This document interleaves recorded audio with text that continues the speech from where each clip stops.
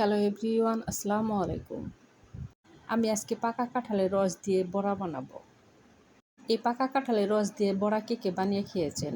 এই পাকা কাঁঠালের রস দিয়ে বড়া কিন্তু খেতে অসাধারণ। কাঁঠালের বড়া বানানোর জন্য আমি এখানে পাকা কাঁঠালের বিচিগুলা ছাড়িয়ে নিব। কাঁঠালের রোয়াগুলা একটু ছোট ছোট, তাই আমি কাঁঠালের রোয়া একটু বেশি করে নিয়েছি। কাঁঠালের বিচিগুলা সব ছাড়িয়ে নেওয়া হয়ে গেছে, এখন আমি ব্লেন্ড করে নেব। পাকা কাঁঠাল ব্লেন্ড করা হয়ে গেছে, এখন আমি একটি বাটির মধ্যে 2 চামচ আটা দিব।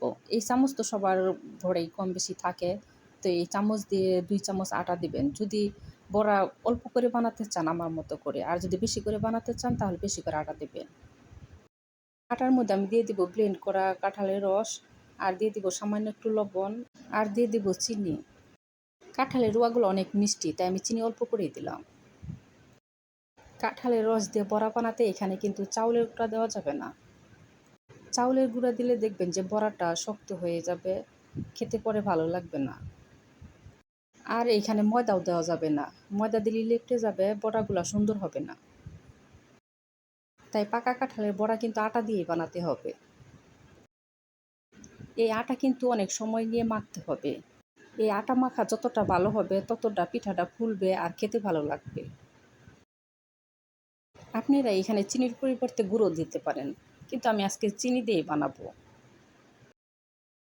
আটা ভালো করে মেখে নিয়ে এখন আমি 5 মিনিট ঢেকে রেখে দিব। অন্য পাশে চুলায় আমি তেল গরম বসাইছি, এখন আমি তেলের মধ্যে সব কয়টা বড়া এক এক করে দিয়ে দিব। আমরা ছোটো সময় যে গুলগুলি খেতাম, অনেকটা নরম ছিল, তুলতুলে ছিল। এই পাকা কাঁঠালের রসের বড়াটা ঠিক একদম গুলগুলির মতন হয়। এখন গুলগুলি তেমন একটা পাওয়া যায় না বা দেখিও না, কিন্তু আপনারা যারা গুলগুলি খুব মিস করেন, খেতে চান, তারা এরকম করে কাঁঠালের রস দিয়ে গুলগুলি বানিয়ে খেতে পারেন।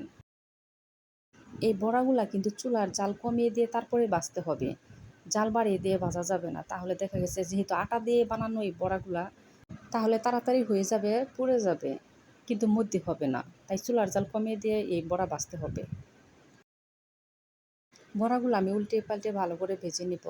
আর আমার এই বড়ার ভিডিও যদি আপনাদের ভালো লাগে অবশ্যই লাইক কমেন্ট শেয়ার করবেন, আর আমার চ্যানেলটি সাবস্ক্রাইব করে চ্যানেলের পাশেই থাকবেন। দেখেন বড়াগুলোর মধ্যে কত সুন্দর একটা কালার চলে আসছে। বাসায় যদি ছোট ছোট ছেলে মেয়ে থাকে, তাদের যদি কাঁঠাল না খাওয়াতে পারেন, তাহলে এরকম করে বড়া বানিয়ে তারপরে খাওয়াবেন, দেখবেন যে নিমিষে শেষ করে ফেলছি বড়াগুলা। খুব মুচমুচে হয় আর ভিতরে অনেকটা নরম হয়, খেতেও ভালো লাগে। বড়া ভাজা হয়ে গেছে, এখন আমি উঠিয়ে নেব। এই বড়া বানাতে কিন্তু বেশি সময় লাগে না, খুব অল্প সময়ের মধ্যে এই বড়া ভেজে নামিয়ে ফেলতে পারবেন। সবাই ভালো থাকবেন, আল্লাহ হাফেজ।